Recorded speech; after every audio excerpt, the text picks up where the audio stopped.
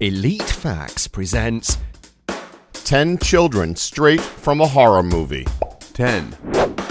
15-year-old Alyssa Bustamante used her little sister as bait to lure a 9-year-old girl away from her home and into a secluded wooded area. The girl, a neighbor named Elizabeth Olton, had come over to play with her sister, and Bustamante ran into her while she was walking home. She lured Olton into the woods and proceeded to brutally attack her. She stabbed her in the chest, strangled her, and sliced her throat, all because she wanted to know what killing someone felt like. She left the girl's body in a shallow grave that she covered with leaves. She then wrote in her diary, quote, "I just killed someone. I strangled them and slit their throat and stabbed them. Now they're dead. I don't know how to feel, ATM. It was amazing. As soon as you get over the, oh my god, I can't do this feeling, it's pretty enjoyable. I'm kinda nervous and shaky though right now. K, I gotta go to church now. LOL. Bustamante later confessed to having dug 2 graves. She's currently serving a life sentence. 9. In 1998, 14-year-old Josh Phillips was playing baseball when he accidentally hit his neighbor, 8-year-old Maddie Clifton, in the eye with the bat. She screamed, and out of panic, he dragged her into his house and strangled her with a phone cord. When that didn't kill her, Phillips stabbed her 11 times and ultimately beat her to death with the baseball bat. Clifton's body was discovered, and Phillips named a suspect only a week after her disappearance. Josh's mother noticed that his waterbed appeared to be leaking. When she moved the mattress to investigate, she found the little girl's body inside. Phillips was convicted of murder and is now serving a life sentence with no possibility for parole. 8. Graham Young, aka the Teacup Poisoner, was convicted of murdering his stepmother and poisoning several other members of his family in 1961 when he was 14 years old. He was then sentenced to a mental hospital for a minimum of 14 years. There were instances of inmates being poisoned during his stay, but strangely, they were never connected to him. When Young convinced his supervisors that he was cured, they released him at the age of 23. He proceeded to go on a poisoning rampage in the early 1970s, poisoning 70 other people. Finally, the lack of appreciation for his handiwork grew too much for Young to bear.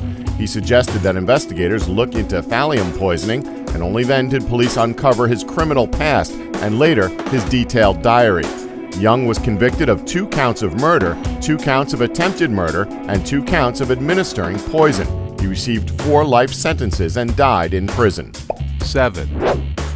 At the age of 12, Jasmine Richardson was tried and convicted of murdering her mother, father, and 8-year-old brother.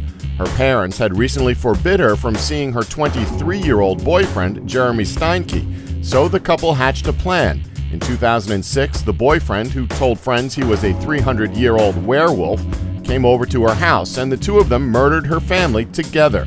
The parents were downstairs, and Steinke killed them. Then he called Richardson up to her brother's room and made her stab him in the chest. The couple fled to a town 100 miles away, but were quickly caught and put on trial. They sent letters back and forth while incarcerated that only focused on their own relationship and showed no remorse for their actions. Steinke is now serving 3 concurrent life sentences, while Richardson is finishing up her sentence in a mental institution and is reportedly sorry for her crimes. 6. Eric Smith was just 13 years old when he brutally murdered 4-year-old Derek Roby. The boy was walking from his house when Smith grabbed him and dragged him to a nearby wooded area. He beat Roby, sodomized him with a stick, and kept mutilating and abusing his body once he was dead. Smith is currently serving the maximum sentence for juvenile murderers, 9 years to life in prison.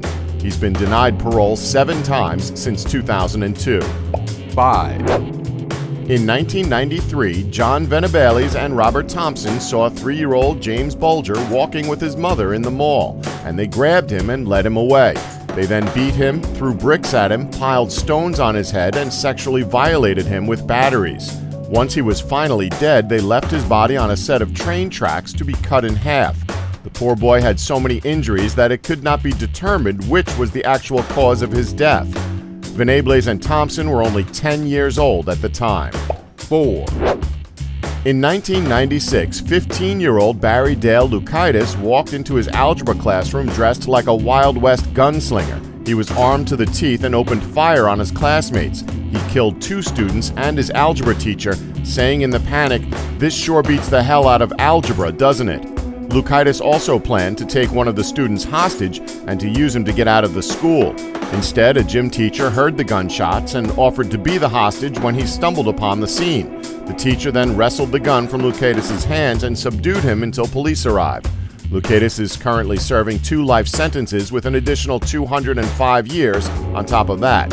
3, In 1968, Mary Bell was just 11 years old when she strangled a 4-year-old boy named Martin Brown in an abandoned house.